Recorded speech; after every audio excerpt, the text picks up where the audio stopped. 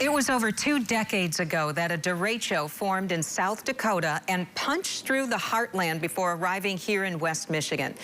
Bill Steffen joining us from his man cave today to tell us about an amazing storm with 80-mile-per-hour winds that Bill and his kids rode out in his car. Tell us about that, Bill. Yeah, can you imagine that? I'm the meteorologist. I'm not supposed to be allowing my kids to do this, but let me tell you about the day. It was a super hot day. Temperatures were in the low 90s. It was a Sunday afternoon, and I decided to take my 3 girls to Hoffmaster State Park. We had a nice time there, but I could see off to the west it was starting to get a little darker. Now, this was the time without cell phones. You couldn't look up to find out what the radar said. But anyhow, I said it was time to leave. The storm was coming on the way. So we got back in the car and we started back. This storm was traveling through Ottawa County at 70 miles an hour. You know, you've heard of meteorologists doing storm chasing. This time the storm was chasing us. And take a look at this, 60 to 90 mile an hour winds were the rule throughout most all of the viewing area. It wasn't just one area, but everybody got hit. We had a total of 853,000 customers without power. And again, that storm moving as fast as 70 miles an hour.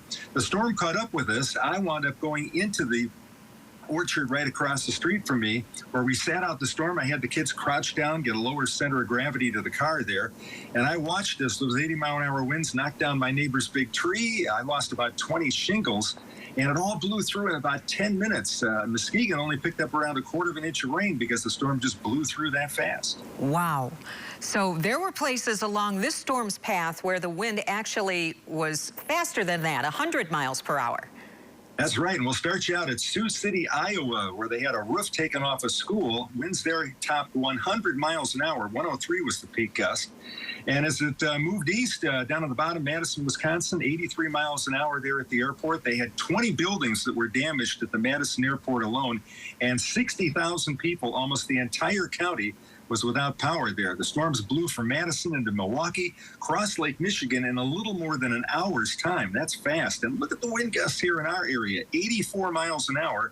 In Grand Rapids, that was the 2 places, at Walker and also in northeast Grand Rapids. They both measured a gust to 84 miles an hour. At Belding, the wind there hit 85 miles an hour. Now, there was a lot of corn and soybeans that were knocked down by this particular storm. It really hit the corn belt. In Iowa, they had $60 million damage to agricultural crops just from this particular storm alone. And one of the most amazing places that I got to see after the storm was on Scott Road in Ionia County. There was a mobile home there, and fortunately, the owner had put tie-downs down, these metal rods that anchor down in concrete. That mobile home was steady, but there was a lot of damage to the house, the traditional house, which was right across the street. I estimated that the winds there on Scott Road in Ionia County hit 100 miles an hour. Wow. Well, the entire Wood TV8 viewing area saw very strong winds, but it looks like the worst was right along I-96 from Kent County to Detroit, right? That's right. You could follow those 70 to 90 mile an hour winds from Muskegon and Ottawa County, right along I-96 through Kent County. North side of town got hit a little bit harder. Ionia County over into the Lansing area. Flint and Detroit both got hit hard. We had gusts of wind.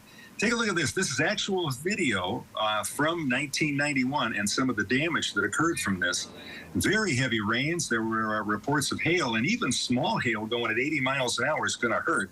Of course, we're in the summertime, so a lot of schools were out, of course. But there were summer programs that had to be canceled. We had damage to churches, as you can see right here, a lot of buildings, and really an incredible storm that occurred again back in 1991 on July the 7th. Well, you lost a few shingles on your house. Of course, you and the kids did fine riding out that storm in the orchard, right?